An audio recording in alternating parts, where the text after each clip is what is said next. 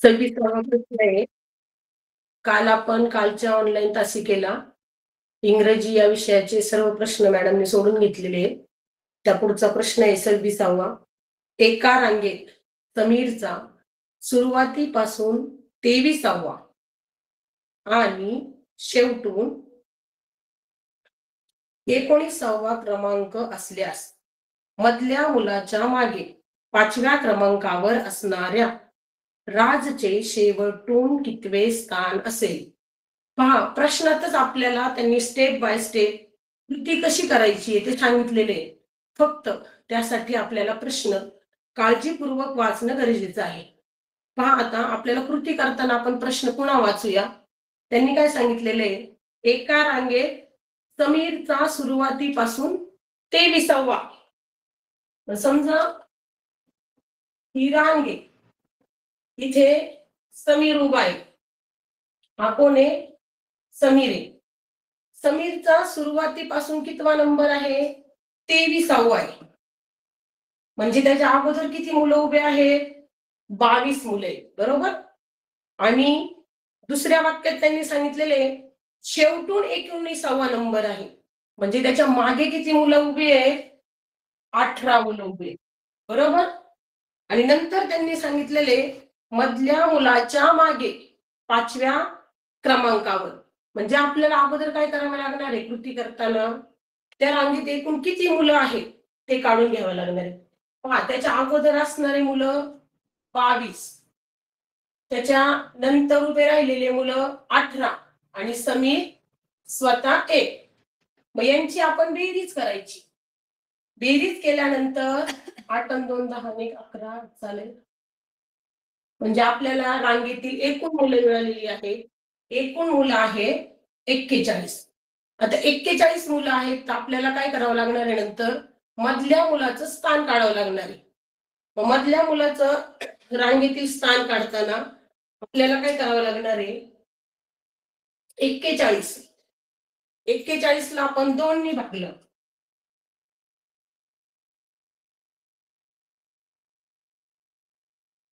बेदुनी 20. उत्तर 20 येणार, भागाकार 20 येणार आहे आणि बाकी काय राहणार आहे? 1 राहणार आहे. म्हणजे याचा अर्थ काय होतोय? त्याच्या अगोदर किती मुलं उभे आहेत? 20 आणि नंतर मागे 20 मुलं आहेत. म्हणजे त्याचं स्थान कितवं आहे? 20 अधिक 1 21. 21वं स्थान हे कोणाचं आहे? मधल्या मुलाचं आहे.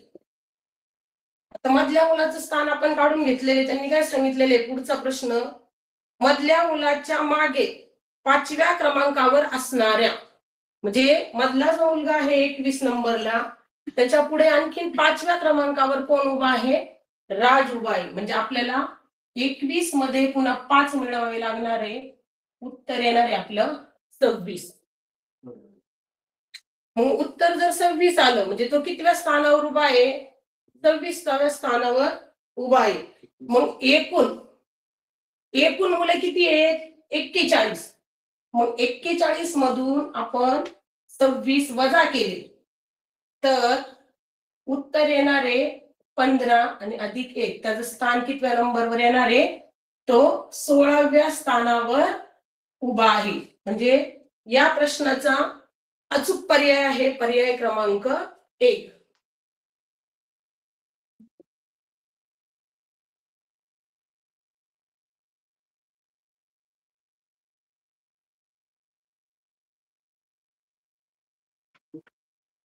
आता दुसरा जो प्रश्न दिलेला आहे तो दिशांवरती दिलेला आहे बघा. सोबतच्या मार्गावरून ए ठिकाणाहून बी ठिकाणी पोहोचताना किती वेळा उत्तरेकडे तोंड येईल? पहा, तुम्हाला स्क्रीनवर पण आकृती दिसतीये, मी पण काढते.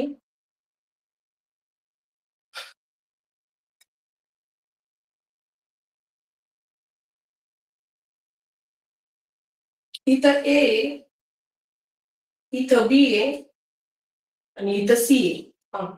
त्यांनी काय सांगितले? आणि खाली सगळ्यात महत्वाचं त्या आकृतीच्या खाली त्यांनी काय दिलेली आहे? उत्तर दिशा कोणत्या बाजूला आहे ते पण दाखवलेले आहे. मग आता ए ठिकाणापासून बी ठिकाणापर्यंत आपल्याला पोहोचायचंय. म्हणजे त्याचं तोंड जे आहे तो डावीकडे किती वेळा जाणार आहे ते आपल्याला पाहावं लागणार आहे. पहा, इथून जर तो निघला तर म्हणजे या दिशेला त्याचं तोंड पाहावं लागणार आहे. यासाठी तुम्ही खोडरबरचा वापर करू शकता. खोडरबरवर काय करायचं, रेषाकृती काढायची आणि तो खोडरबर ए पासून आहे ना तुम्ही इकडे फिरवायचा. म्हणजे तुम्हाला बरोबर त्या खोडरबरवरनं लक्षात येईल की त्याचं तोंड उत्तरेला किती वेळा जाते. आता इथून निघला तर ही सुरुवातीला 1, इथं त्याचं तोंड इकडे जाते दक्षिण दिशेला आणि इकडे 2 आणि इथं गेल्यानंतर तो लगेच बी या ठिकाणी पोहोचणार आहे. म्हणजे किती वेळा त्याचं तोंड उत्तरेला होतंय, 1 आणि 2. म्हणजे पर्याय क्रमांक 1 याचं काय आहे, अचूक उत्तर आहे.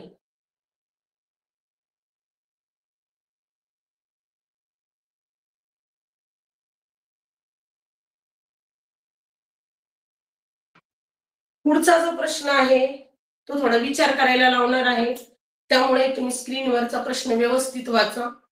पहा, ए झाडावर काही पक्षी व बी झाडावर काही पक्षी बसलेले आहेत. आता पक्षी किती दिलेले आहेत आपल्याला माहित नाही, फक्त त्यांनी काही पक्षी दिलेले आहेत. आणि पुढे काय सांगितलेले त्यांनी, जर ए झाडावरील एक पक्षी बी झाडावरील पक्ष्यांमध्ये गेला तर बी झाडावरील पक्षी दुप्पट होतील आणि बी झाडावरील एक पक्षी ए झाडावर गेल्यास दोन्ही झाडावरील पक्षी समान होतील. तर सुरुवातीला ए व बी झाडांवर अनुक्रमे किती पक्षी होते. पहा, आता या प्रश्नात जे महत्वाचं त्यांनी सांगितलेलं आहे त्या खाली आपण वाचताना अंडरलाईन करायची. ए झाडावर काही पक्षी, आता इथं ए झाड आहे आणि इथं बी झाड आहे. पक्षी किती दिलेले आहेत ते आपल्याला माहित नाही, पण त्यांनी पुढे अट दिलेली आहे, ए झाडावरील एक पक्षी बी झाडावरील पक्ष्यांमध्ये गेला तर बी झाडावरील पक्षी किती होणार आहे, दुप्पट. हा शब्द महत्वाचा आहे. किती होणार आहे, दुप्पट होणार आहे. आणि नंतर पुन्हा आणखीन एक त्यांनी सांगितलेलं आहे की बी झाडावरील एक पक्षी ए झाडावर गेल्यास तर दोन्ही झाडावरील पक्षी काय होणार आहे, समान होणार आहे. मग दुप्पट आणि समान या दोन शब्दांवरून आपल्याला काय करायचंय, अचूक उत्तर काढायचंय. मग आता या प्रश्नाचं उत्तर काढताना आपण काय करायचंय, पर्यायाकडून उत्तराकडे जायचंय. ज्यावेळेस आपण पर्यायाकडून उत्तराकडे जाणार आहे त्यावेळेस या तिन्ही अटी आपण लक्षात घेतल्या पाहिजे. ए झाड, बी झाड, ए झाडावरील एक पक्षी इकडे गेला बी कडे ते किती होणार आहे, दुप्पट. आणि बी मधलं पुन्हा जर एक इकडे गेला तर ते दोन्ही पक्षी समान होणार आहे. तर आपण आता पहिला पर्याय करून पाहू. पहिला पर्याय दिलेला आहे त्यांनी 3 आणि 5. पहा, ए झाडावर समजा 3 पक्षी आहेत आणि बी झाडावर 5 पक्षी आहेत. त्यांनी आज काय दिलेली आपल्याला, बी कडे गेला. पहा, म्हणजे 3तून 1 इकडे गेला इथे किती राहणार आहे, 2 आणि इथे किती राहणार आहे, 6. म्हणजे इथं अधिक 1 होणार आहे, बरोबर. आणि नंतर पुढची अट त्यांनी काय दिलेली आहे, पण जर बीतला एक पक्षी ए कडे गेला तर दोन्ही समान होणार आहे, बरोबर की नाही. मग जर हा पक्षी पुन्हा इकडे जर गेला तर इथं 5 राहणार आहे आणि इथे किती होणार आहे, 4 होणार आहे. म्हणजे हा पर्याय इथंच बाद होतो. या पद्धतीने जर आपण सगळ्या पर्यायांचं करून पाहिलं तर आपल्याला तिसरा पर्याय बरोबर येतो. पहा, तिसऱ्या पर्यायात 5 आणि 7 दिलेले पक्षी, बरोबर. पहिली अट काय सांगितलेली त्यांनी, 5 मधील जर एक पक्षी इकडे गेला तर पक्षी दुप्पट होत आहे. मग 5 वजा 1 केले 4 आणि अधिक 1 केला इकडं तर इथं झाले 8. म्हणजे 4च्या दुप्पट 8 झाले. पहिली अट इथं आपली लागू झाली. आता दुसरी अट काय सांगितलेली त्यांनी, बी झाडावरील जर एक पक्षी इकडे गेला तर किती ते दोन्ही झाडावरील पक्षी समान होणार आहे. इथं 7 आहे, मग 7 वजा 1 6 आणि 7तून एक इकडे आला 5 अधिक 1 6 म्हणजे दोन्ही झाडावरील पक्षी काय झालेले आहेत, समान झालेले आहेत. म्हणजे पर्याय क्रमांक 3 ला या दोन्ही अटी लागू होतात. त्यामुळे या प्रश्नाचा अचूक पर्याय क्रमांक आहे 3, 5 आणि 6. काही प्रश्न असे असतात की जे पर्यायातून उत्तराकडे जावं लागतात, त्यातलाच हा प्रश्न आहे. आता पुढे 29 ते 33 साठी हा सूचना दिलेली आहे. डायरेक्ट प्रश्नाकडे न जाता अगोदर आपण सूचना व्यवस्थित वाचणंही गरजेचं आहे. सूचना त्यांनी काय दिलेली आहे, पहिल्या पदाचा दुसऱ्या पदाशी जसा संबंध आहे तसाच संबंध तिसऱ्या पदाचा चौथ्या पदाशी आहे. हे लक्षात घेऊन प्रश्नचिन्हाच्या जागी येणारे पद पर्यायातून निवडा. मग 26वा प्रश्न त्यांनी दिलेला आहे, कडू, गोड, शीतल आणि पुढे प्रश्नचिन्ह दिलेले आहे आणि पर्यायात 4 पर्याय दिलेले, उष्णता, प्रखरता, सौम्य आणि उष्ण. आता हे वाचल्याबरोबर पहिला संबंध जर आपण पाहिला कडू गोड, तर लगेच लक्षात येते की ही काय विरुद्धार्थी जोडी आहे, विरुद्धार्थी शब्द दिलेले. पण पुढे दिलेला आहे शीतल. शीतल म्हणजे थंड. मग आता पर्याय जर पाहिले तर फसवण्यासाठी त्यांनी काय दिलेले, उष्णता पण दिलेलं आहे. आपण पर्याय नीट न वाचता घाई घाई लगेच काय करणार, पर्याय क्रमांक 1 करणार आणि आपलं उत्तर चुकणार. पण त्याचं उत्तर उष्णता नाहीये, शीतलच्या उलट काय येणार आहे, उष्ण. म्हणजे पर्याय क्रमांक 4. म्हणजे 29 प्रश्नाचा अचूक पर्याय क्रमांक येतोय 4. 30वा प्रश्न आहे 30 नंबर, श्यामची आई साने गुरुजी अग्निपंख. म्हणजे श्यामची आई हे पुस्तक कोणी लिहिले, साने गुरुजींनी लिहिलेले आहे. तसंच अग्निपंख पुस्तकाचे लेखक कोण आहे, खाली पर्याय दिलेले आहेत, 4ही पर्याय. पहिला पर्याय आहे जयंत नारळीकर, दुसरा पर्याय आहे डॉक्टर APJ अब्दुल कलाम, तिसरा पर्याय आहे प्रणव मुखर्जी आणि चौथा पर्याय आहे डॉक्टर होमी भाभा. मग यातला अग्निपंखचे लेखक आहे डॉक्टर APJ अब्दुल कलाम. त्यामुळे 30 प्रश्नाचं उत्तराचा अचूक पर्याय आहे पर्याय क्रमांक 2. आता 31वा जो प्रश्न आहे तो संख्यांवरती दिलेला आहे. आपल्याला संख्यांमधला समसंबंध शोधायचा. पहा,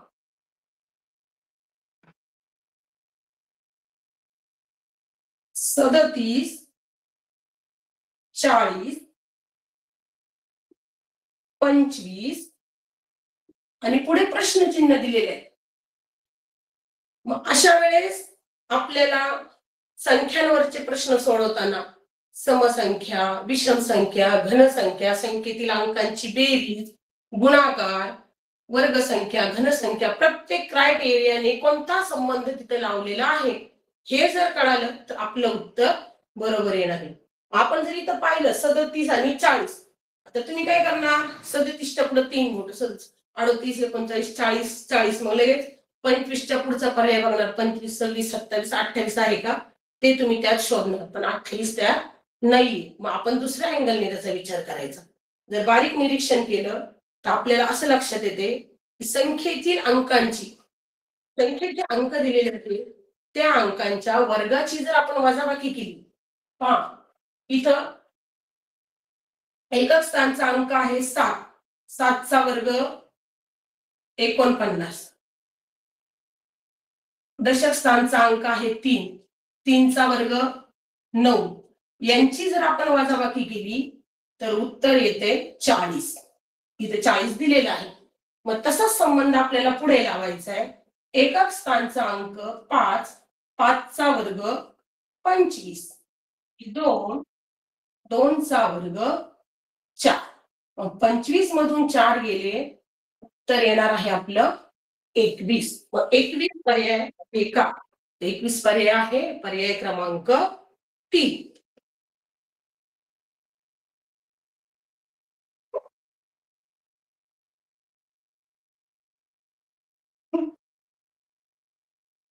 त्याच्यानंतरचा पुढचा प्रश्न आहे, तोही संख्येवरती विचारलेला आहे. 14, 15, 32 आणि पुढे प्रश्नचिन्ह दिलेलं आहे. आता आपण सहज विचार करताना काही करणार, 14च्या पुढचा अंक 15, मग 32च्या पुढचा अंक 33 पर्यायात आहे का? नाही. मग सगळ्या क्रायटेरिया वापरून त्याचं उत्तर काढायचं. तुम्ही निरीक्षण केल्यावर तुमच्या असं लक्षात येईल की संख्येतील अंकांच्या गुणाकाराचा वर्ग आणि त्यातून जर वजा 1 केला तर काय येते, आपल्याला पुढची संख्या मिळते. बघा, 3चा वर्ग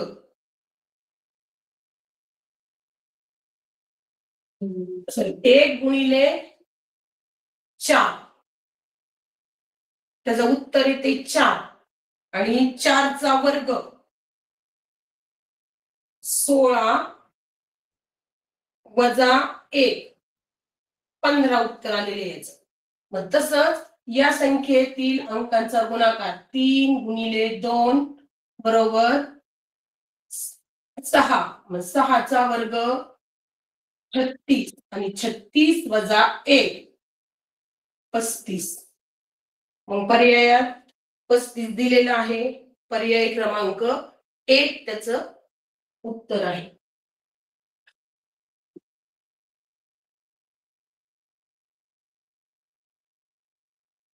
पुढचा प्रश्न आकृतीचा आहे. आकृत्यांचं बारीक निरीक्षण करायचंय. यातही आपल्याला समसंबंध शोधायचा आहे. पहा, तुम्हाला स्क्रीनवर आकृत्या दिसत आहे. पहिल्या आकृतीचा दुसऱ्या आकृतीशी जो संबंध लावलेला आहे तो संबंध आपल्याला तिसऱ्या आकृतीचा पुढच्या आकृतीशी लावायचा आहे आणि त्याचं उत्तर काढायचंय.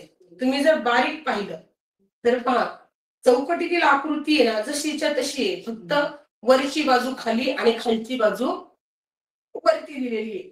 याचा पर्याय क्रमांक येतोय पर्याय क्रमांक 3. आता पुढचा प्रश्न विचार करायला लावणार आहे. 34वा प्रश्न दिनदर्शिकेवरती प्रश्न आलेला आहे. पहा, 5 जानेवारी 2001 ला शुक्रवारी जन्मलेला जॉन शयनापेक्षा 100 दिवसांनी मोठा आहे, तर शनायाचा पहिला वाढदिवस कोणत्या वारी येईल? हा, दिसायला 2च ओळी दिसत आहेत पण कृती खूप करावी लागणार आहे यात. प्रश्न पुन्हा नीट पहा. 5 जानेवारी 2001 ला शुक्रवारी जन्मलेला जॉन. बघा, आता जॉनची जन्मतारीख दिलेली त्यांनी आपल्या किती दिलेली आहे? 5 जानेवारी 2001. म्हणजे 5 जानेवारी 2001 ला काय झालेला आहे? जॉनचा जन्म झालेला आहे आणि त्याचा वार काय आहे? शुक्रवारी. एवढं कळालं आपल्याला. आता नंतर पुढे दिलेली आहे त्यांनी शनया जॉन जन्मलेला जॉन शनयापेक्षा 100 दिवसांनी मोठा आहे. म्हणजे जॉनचा जन्म अगोदर झालेला आहे आणि शनयाचा जन्म नंतर झालेला आहे, हे पण आपल्याला कळायला पाहिजे. म्हणजे जॉन मोठा आहे म्हणजे जॉनची जन्मतारीख अगोदर आहे आणि शनयाची 100 दिवसानंतर आहे. 100 दिवसांनी मोठा ही आपल्या लक्षात आलं पाहिजे.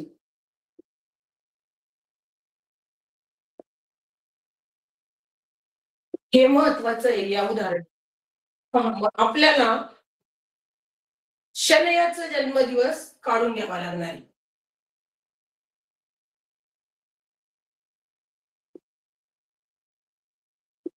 शनयाचा जन्मदिन काढायचा म्हणजे तो काय आहे? 5 जानेवारी पासून 100 दिवसांनी मोठा.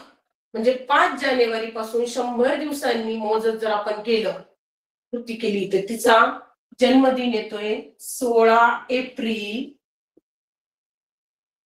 2001 बरोबर. आणि पहिला वाढदिवस तिचा कधी येणार आहे? 16 एप्रिल 2002 ला. कोणाचा? याचा पहिला वाढदिवस कधी येणार आहे?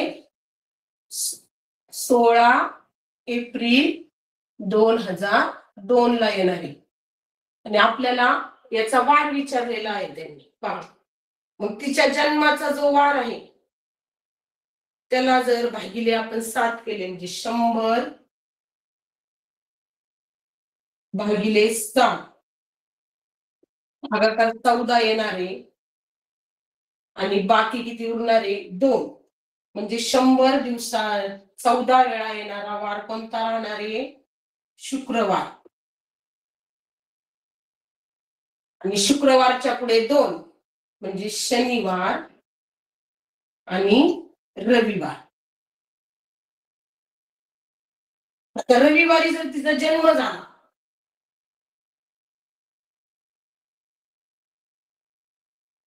जी तिच्या जन्माचा वार कधी आलेला आहे? 16 एप्रिल 2001 ला कोणता वार येतोय? रविवार येतोय. बरोबर. आता पुढे त्यांनी सांगितलेलं आहे तिचा आपल्याला पहिल्या वाढदिवसाचा वार काढायचा आहे.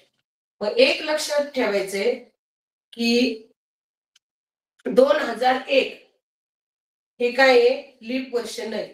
म्हणजे वार फक्त कितीने? 1 ने पुढे जाणार. बरोबर.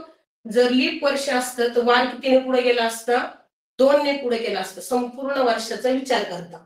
मग 2001 हे लीप वर्ष नसल्यामुळे तिचा जो दुसरा वाढदिवस आहे तो 16 एप्रिल 2002 ला सोमवारी येणार आहे. मग पर्याय आहे का सोमवार? आहे. पर्याय क्रमांक 4 हे त्याचं काय आहे? अचूक उत्तर आहे. कळाले सर्वांना? आपल्या दिनदर्शिकेमध्ये दिले दिनदर्शिकेवरचे प्रश्न सोडून घेताना लीप वर्ष विचारात घ्यायचंय. एक वार 7 दिवसांनी येतो ते विचारात घ्यायचंय. संपूर्ण वर्षाचा विचार करता वार किती दिवसांनी पुढे जातो हेही त्याच्या लक्षात येतं. तो विद्यार्थी या उत्तरापर्यंत बरोबर पोहोचणार आहे.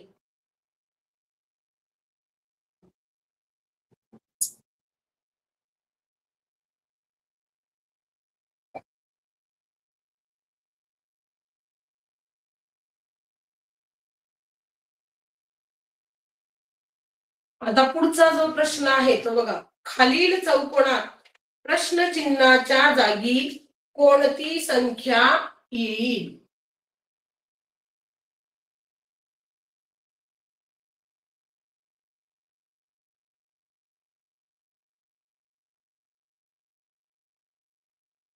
पंच्याहत्तर, 18 हे प्रश्नचिन्ह आहे. 7, 33, 52, 25, 63, 12. आता असे प्रश्न आल्यावर उभी बेरीज, आडवी बेरीज, वजाबाकी, वर्गसंख्या, घनसंख्या, बुद्धिमत्तेत शक्यतो वर्ग, घनसंख्या यावरच आधारित प्रश्न असतात. आता जर आपण याचं बारीक निरीक्षण केलं या चौकोनात दिलेल्या संख्यांचं तर पहा आपल्याला असं लक्षात येईल की पहिलं जे आहे 75, 7 अधिक 5 बरोबर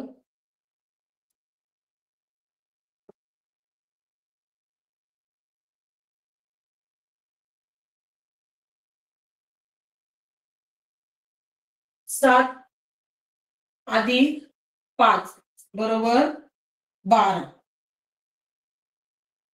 12 अधिक 6 बरोबर 18, 25 अधिक 8 बरोबर 33.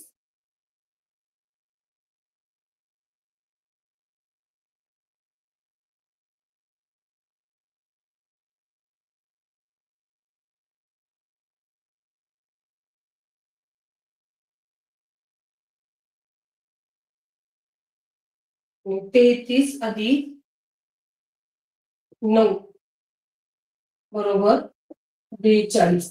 म्हणजे 42 याचा पर्याय क्रमांक आहे पर्याय क्रमांक 2. पुढचा प्रश्न सांकेतिक भाषेवरचा लिहिलेला आहे पहा.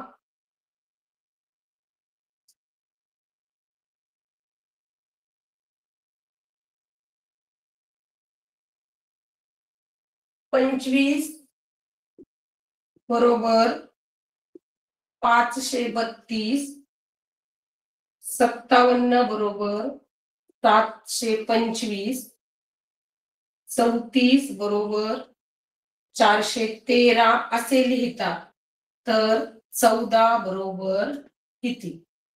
आता या संख्यांचं जर निरीक्षण केलं आपण आपल्या असं लक्षात येते पहा दशक स्थानचा जो अंक आहे तो एकक स्थानी गेलेला आहे आणि एकक स्थानचा अंक शतक स्थानी गेलेला आहे आणि एकक स्थानच्या अंकातून दशक स्थानचा अंक जर वजा केला तर तो दशक स्थानी दिलेला आहे म्हणजे प्रत्येक यात तसंच केलेलं आहे पहा 7 5 आणि 7तून 5 गेले इथं मध्ये 2 दिलेले 4 शतक स्थानी 3 एकक स्थानी आणि दशक स्थानी यांची वजाबाकी मग तसंच आपल्याला याचं पण करायचंय हा एकक स्थानचा अंक आपल्याला शतक स्थानी घ्यायचा 4 आणि दशक स्थानचा अंक एकक स्थानी घ्यायचा 1 या दोघांची वजाबाकी 4तून 1 गेले 3 म्हणजे इथं जे उत्तर येणार आहे ते 431 जे पर्याय क्रमांक 3 त्याचं अचूक पर्याय क्रमांक आहे.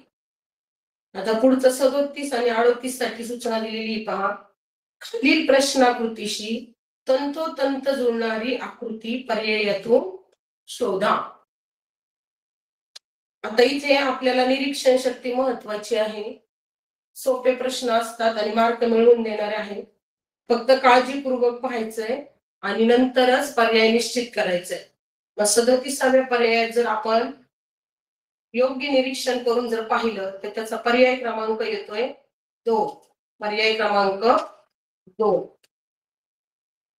नंतर 38वा प्रश्न आहे पहा 38व्या प्रश्नात पण प्रश्नाकृती बारकाईने पाहायची आहे आणि पुढे जे 4 पर्याय दिलेले आहेत त्या 4 पर्यायांमध्ये कोणतीही आकृती तंतोतंत होती ते पाहिलं तर आपल्या लक्षात येते की 4 पर्याय क्रमांकामध्ये जी आकृती दिलेली आहे ती बरोबर आहे म्हणजे 38व्या प्रश्नाचा पर्याय क्रमांक येतोय 4. आता पुढचा जो प्रश्न आहे 39वा तो वेन आकृती संदर्भात आहे. आकृती सर्वांना स्क्रीनवर दिसतीये पहा वर्तुळ दिलेला आहे आयत दिलेला आहे आणि षटकोन दिलेला आहे आणि काय केलेले आहेत वेगवेगळे अंक त्यात दिलेले आहेत यासाठी आपल्याला अगोदर प्रश्न वाचावा लागणार आहे पहा वेन आकृतीचा.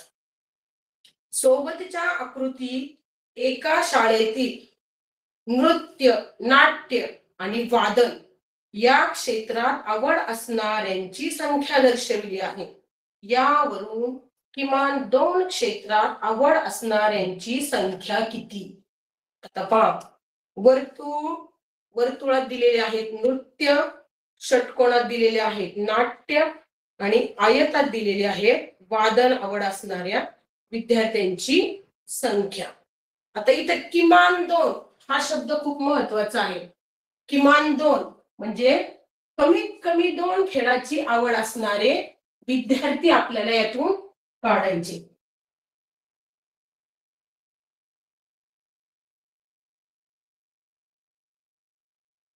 हा शब्द या प्रश्नातला महत्वाचा आहे. मग आपण अगोदर वादन आणि नृत्य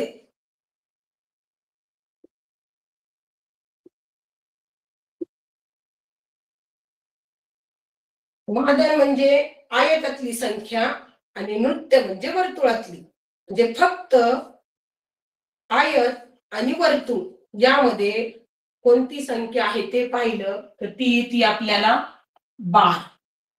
नंतर दुसरं पाहायचंय वादन आणि नाट्य वादनासाठी दिलेलं आहे त्यांनी आयर आणि नाट्यासाठी दिलेलं आहे षटकोन. म्हणजे आपल्याला फक्त आयर आणि षटकोन देणारी संख्या पाहिजे आहे, ती आहे 8. नंतर नृत्य आणि नाट्य. नृत्यासाठी काय दिलेलं आहे त्यांनी? वर्तुळ दिलेलं आहे आणि नाट्यासाठी काय दिलेलं आहे? षटकोन दिलेला आहे. म्हणजे वर्तुळ आणि षटकोनातली संख्या पाहिजे आहे, ती आहे 13. यांची बेरीज करायची आहे. 8 आणि 2 10, 10 आणि 3 13, 1 3. याचं उत्तर किती येते? 33. 33 पर्याय कोणता आहे? पर्याय क्रमांक 2.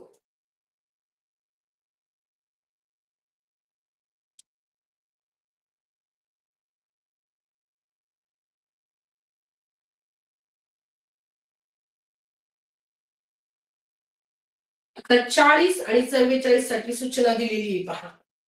खालील प्रत्येक प्रश्नातील 3 पदांचा एका विशिष्ट वैशिष्ट्यानुसार एक गट तयार होतो. ते वैशिष्ट्य लक्षात घेऊन गटाशी जुळणारे पद पर्यायातून निवडा. आता 40व्या प्रश्नात वादळ, सुनामी आणि महापूर या तिन्हींचा जर विचार आपण केला तर आपल्या लक्षात येते की या सगळ्या काय आहे? नैसर्गिक आपत्ती आहे. नैसर्गिक निसर्गामुळे येणारे हे संकट आहे. आणि मग पर्याय जर वाचले आपण तर पहिला पर्याय आहे पाऊस, दुसरा आहे अपघात, तिसरा आहे दुष्काळ आणि चौथा आहे महासागर. मग पाऊस, अपघात, दुष्काळ आणि महासागर यापैकी नैसर्गिक आपत्ती कोणती आहे? तर दुष्काळ. म्हणजे अचूक पर्याय आहे पर्याय क्रमांक 3. 41वा प्रश्न पहा. दिमाग, रुबाब आणि डौल. पहा, दिमाग, रुबाब, डौल हे सगळे समानार्थी शब्द आहेत. आणि मग खाली पर्याय दिलेले आहेत. 4ही पर्याय आपण वाचून घेतले. श्रीमंती, वैभव, ऐक्य आणि चौथा आहे टाठा. मग याचा अचूक पर्याय क्रमांक येते पर्याय क्रमांक 4. आता 42वा प्रश्न पुन्हा संख्यांवरचा दिलेला आहे पहा. 9 कंसात दिलेला आहे 31 आणि 5. नंतर 7 कंसात आहे 17, 4, 8, 13 आणि 3. आता याचं जर निरीक्षण केलं आपण पहा. 9, 31, 3, 7, 17, 4, 8, 13, 3 याचं बारीक निरीक्षण केलं तर आपल्या असं लक्षात येते की हा जो कंस आहे या कंसाच्या बाहेर ज्या संख्या दिलेल्या आहेत त्यांचा गुणाकार. पहा, अगोदर गुणाकार करायचा आहे बाहेरच्या संख्यांचा आणि जे उत्तर येईल त्या गुणाकारातूनच काय करायचे? त्या कंसाच्या बाहेरील संख्यांची बेरीज जर आपण वजा केली तर आपल्याला कंसातली संख्या मिळते. पहा, अगोदर गुणाकार करू आपण. 9 गुणिले 5 वजा 9 अधिक 5. 9 पाचे 45 आणि 9 5 14 यांची जर वजाबाकी केली तर उत्तर येतंय कंसातली संख्या 31. तसंच पुढच्याचं जर पाहिलं आपण 7 गुणिले 4 वजा 7 अधिक 4 बरोबर 7 चोक 28 वजा 7 आणि 4 11. उत्तर येतंय 17. हे पण 8 गुणिले 3 वजा 8 अधिक 3. 8 त्रिक 24 वजा 8 9 10 11. तर येते 13. मग हाच क्रायटेरिया पर्यायातील कोणत्या संख्यांना लागू होतो ते आपल्याला पाहायचंय. आता पहिला जर पर्याय घेतला आपण 8 गुणिले 5 वजा 8 अधिक 5, 8 पंची 40 वजा 8 आणि 5 13, 10तून 3 गेले 7, उत्तर येते याचं 27, पण कंसात किती दिलेलं आहे 26. त्याच्यामुळे पहिला पर्याय तिथंच बाद होतोय. दुसरा पर्याय जर पाहिला आपण 7, 23 आणि 5, कंसाच्या बाहेरच्या संख्यांचा गुणाकार 7 गुणिले 5 वजा त्यांची बेरीज 7 5 35, 7 आणि 5 12, 5तून 2 गेले 3, 3तून 1 गेला 2, म्हणजे याचं उत्तर बरोबर येते.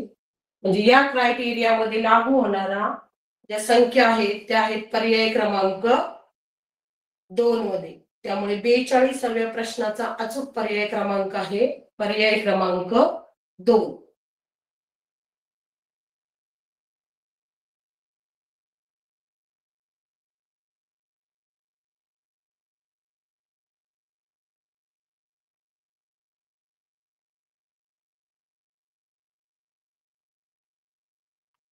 आता पुढचा 43वा प्रश्न पहा. तो पण संख्यांवर आधारित दिलेला आहे. 18 अंश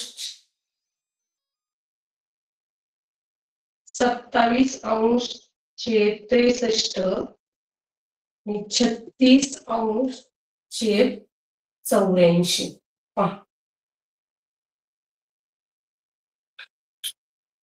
अंश आणि छेद याला कोणत्याही एका संख्येने जर भागला आपण, पहा पहिला जो आहे याला जर आपण 18 अंश छेद 42 भागिले 6 केलं तर याचं उत्तर येते 3 अंश छेद 7. तसंच 27 अंश छेद 63 भागिले 9 केलं, 9 त्रिक 27 व 63, याचं पण उत्तर येते 3 छेद 6. 36 अंश छेद 84 भागिले 12 केलं तर याचंही उत्तर येते 3 अंश छेद 7. मग असा पर्याय शोधायचा आपल्याला की ज्याचं अतिसंक्षिप्त रूप हे किती येणार आहे 3 अंश छेद 7. मग ते जर पाहिलं आपण तर पहिला पर्याय दिलेला आहे 24 अंश छेद 72, 51 अंश छेद 119, तिसरा आहे 30 अंश छेद 60 आणि चौथा आहे 72 अंश छेद 120. जर पर्याय जर आपण पाहिले तर त्यातला दुसरा पर्याय 51 अंश छेद 119 याला जर आपण 17 ने भागलं अतिसंक्षिप्त रूप देताना तर 17 त्रिक 51 आणि 17 साते 19, म्हणजे याचं उत्तर बरोबर येते 3 अंश छेद 7. त्याच्यामुळे 43व्या प्रश्नाचा अचूक पर्याय क्रमांक आहे पर्याय क्रमांक 2.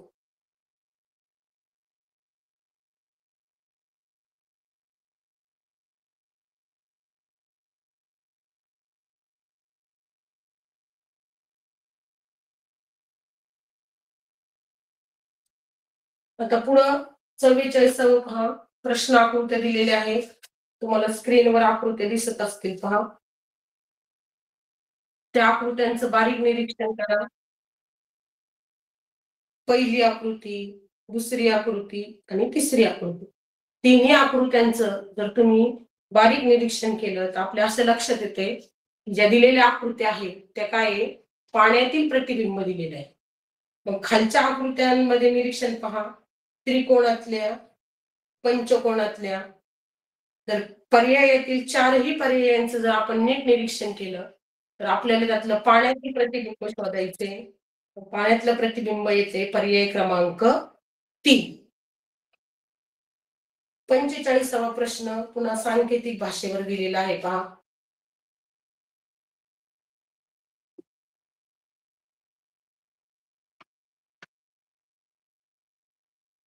कंसात संख्या दिलेल्या आहेत 3, 4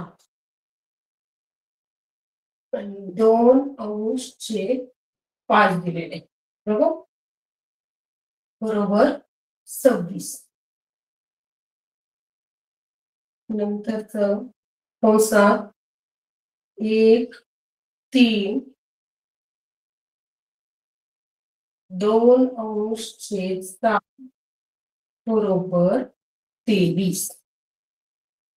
नंतरच 2 5 पुन्हा अंश छेद रूपात दिलेले 6 अंश छेद 7 बरोबर 47. आणि आपल्याला विचारलेलं काय आहे?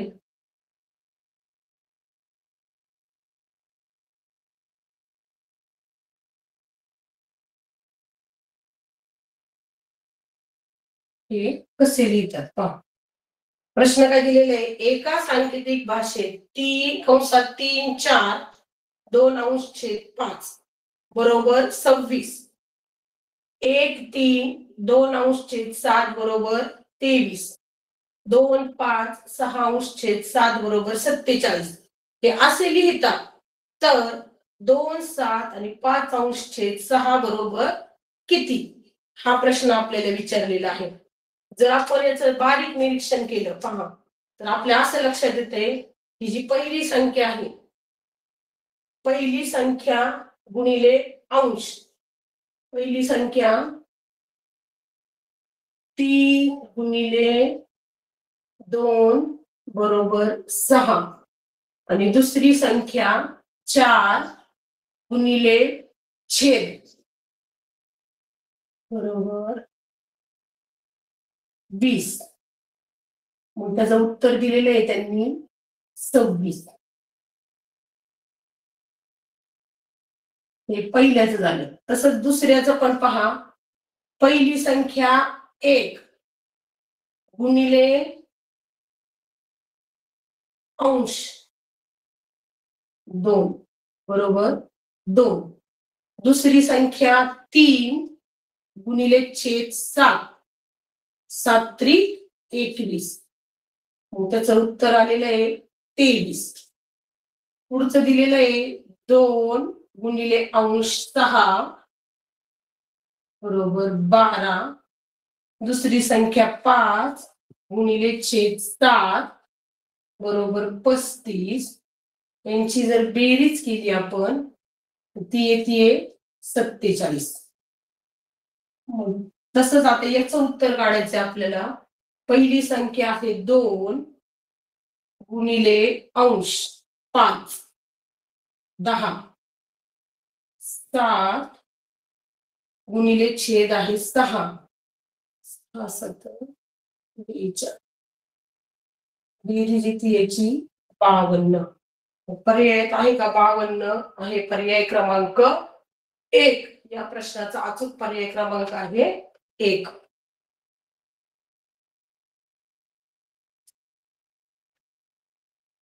आता 46वा प्रश्न पाहू.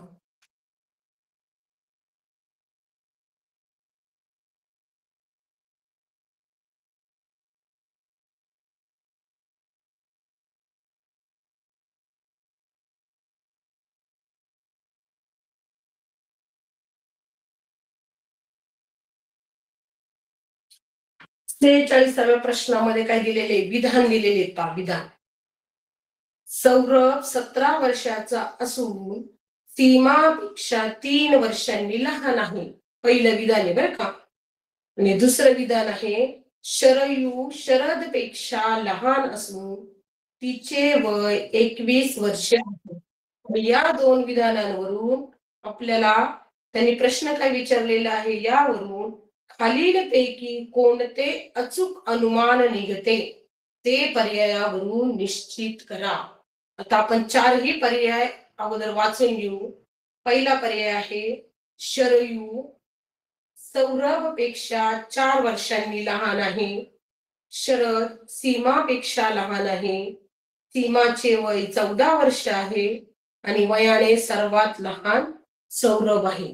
पहा, 4ही पर्याय आपण वाचले तरी आपण काय होतंय, कन्फ्यूज होते. नेमका अचूक पर्याय कोणता आहे हे आपल्या चटकन लक्षात येत नाही. पण त्यासाठी आपल्याला वरती जे 2 विधान दिलेले आहेत त्या दोन्ही विधानांचा आधार घ्यायचा आहे. पहिलं जे विधान दिलेलं आहे त्यांनी सौरभ 17 वर्षाचा असून सीमापेक्षा 3 वर्षांनी लहान आहे.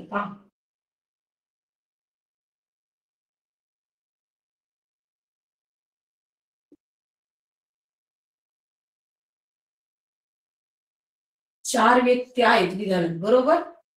हे 4 व्यक्ती आपण काढू. पहिलं विधान काय दिलेलं आहे, सौरव 17 वर्षाचा असून. आता हा सौरव घेतला मी. सौरभचं वय किती दिलेलं आहे त्यांनी, 17 वर्ष दिलेलं आहे. सीमापेक्षा 3 वर्षांनी तो काय आहे, लहान आहे. ही सीमा घेतली आपण, बरोबर. मग सीमापेक्षा तो जर 3 वर्षांनी लहान आहे म्हणजे सीमाचं वय 3 वर्षांनी जास्त आहे. म्हणजे 17 अधिक 3 किती येणार आहे, सीमाचं वय 20 वर्ष येणार आहे. आणि आता दुसरं विधान आहे, शरयू शरदपेक्षा लहान असून तिचे वय 21 वर्ष आहे. बघा, आता ही शरयू घेतली, तिचं वय किती आहे, 21 वर्ष आहे. पण त्यांनी अट काय घातलेली आहे, ती शरदपेक्षा लहान आहे. शरदचं वय त्यांनी दिलेलं नाहीये, ती शरदपेक्षा लहान आहे. म्हणजे याच्यावर लक्षात येते की शरयू शरदपेक्षा लहान आहे, म्हणजे शरदचं वय 21 पेक्षा जास्त. म्हणजे मग ते किती असू शकतं ते माहिती नाही आपल्याला, 22, 23, 24.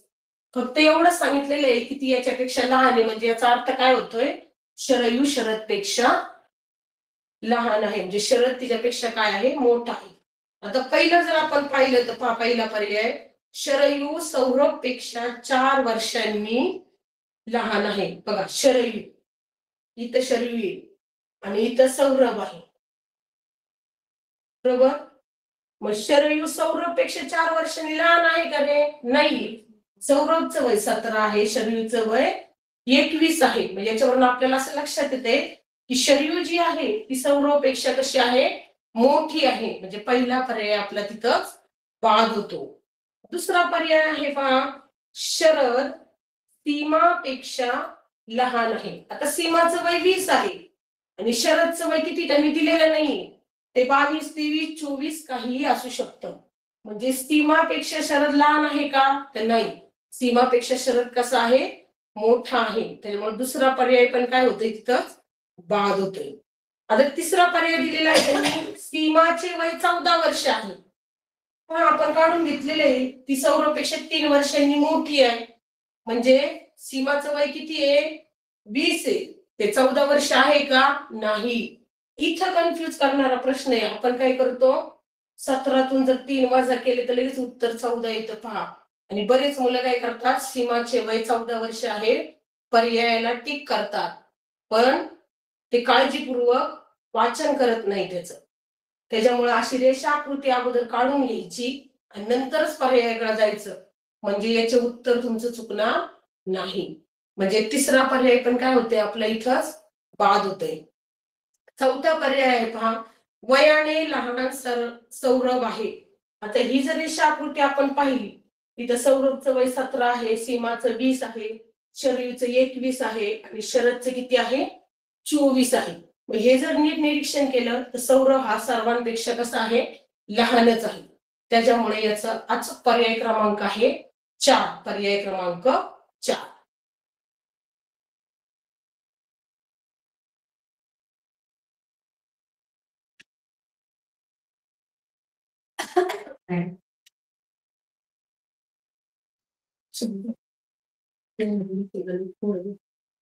पहा, 47वा प्रश्न आहे, सांकेतिक भाषेवरचा आहे. काऊ बरोबर 274, कॅट बरोबर 684, वेट बरोबर 825. आणि त्यांनी विचारलेले आपल्याला GOAT कोड. त्यांनी काय सांगितलेले पहा, खाली सूचना पण दिलेली आहे, अक्षरे आणि अंकांचा क्रम सारखाच असेल असे नाही. हे वाक्य खूप महत्वाचं आहे यातलं, म्हणजे आपल्याला उत्तर बरोबर येणार आहे पर्यायातलं. पहा, आता अगोदर आपण प्रत्येक अक्षरासाठी कोणता अंक आहे ते काढून घेऊ. अगोदर सुरुवातीला या 2 मध्ये पहा, पहिला आणि दुसऱ्या शब्दामध्ये सारखा अक्षर आहे सी, मग याच्यात सारखा अंक आहे 4 म्हणजे सी बरोबर किती आहे 4 आहे. दुसऱ्या आणि तिसऱ्यामध्ये सारखा अक्षर आहे टी, सारखा नंबर यात आहे 8. टी बरोबर किती आहे 8. पहिला आणि तिसरा यात सारखा अक्षर आहे डब्ल्यू, सारखा अंक आहे 2, डब्ल्यू बरोबर 2. मग राहिलेला अंक ओ साठी ओ बरोबर 7, ए बरोबर 6 आणि टी बरोबर 5. आणि त्यांनी विचारलेले काय आपल्याला गोट. जी बरोबर काय आहे का दिलेलं नाहीये. ओ बरोबर 7 बरोबर, ए बरोबर 6 आणि टी बरोबर 8 आणि जी हे काय दिलेले नवीन अक्षर दिलेलं आहे. आपल्याला पर्यायात 7, 6, 8 कुठे आहेत ते शोधायचे. आता जर पर्यायातला पहिला पर्याय पाहिला,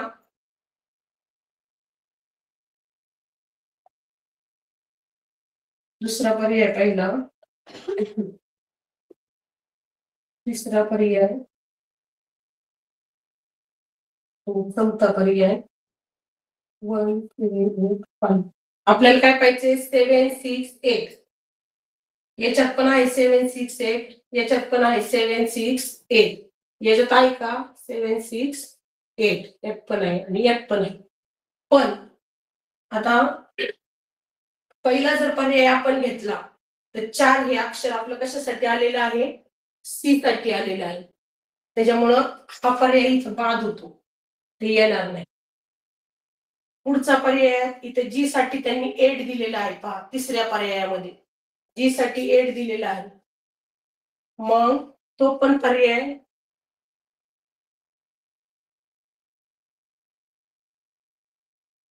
बाद होईल. हा पण पर्याय बाद होईल. आणि चौथा पर्याय पण निरीक्षण केलं तर तो पण बाद होतो.